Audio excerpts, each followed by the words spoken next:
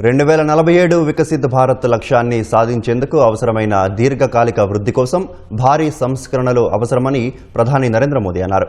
2026-27 budget కోసం అభిప్రాయాలను తెలుసుకునేందుకు ప్రముఖ ఆర్థికవేత్తలు, పలు రంగాల నిపుణులతో ప్రధాని భేటీ అయ్యారు. 2047 విజన్కు అనుగుణంగా ప్రభుత్వ విధానాలు, బడ్జెట్ రూపకల్పన ఉండాలని ప్రధాని మోదీ సూచించారు. ప్రపంచ శ్రామిక శక్తికి, అంతర్జాతీయ మార్కెట్లకు భారత్ కీలక కేంద్రంగా మార్చేందుకు అవసరమైన సంస్కరణలు, విధానాలు రూపొందించాలని నిర్దేశించారు. వికసిత్ భారత్ 2047 ప్రభుత్వ విధానం నుంచి ప్రజల ఆకాంక్షగా మారిందని చెప్పారు. తయారీ, సేవా రంగంలో ఉత్పాదకత, పోటీతత్వాన్ని పెంపొందించేందుకు అనుసరించాల్సిన వ్యూహాలపై ఆర్థికవేత్తలు తమ అభిప్రాయాలను ప్రధానికి తెలియజేశారు.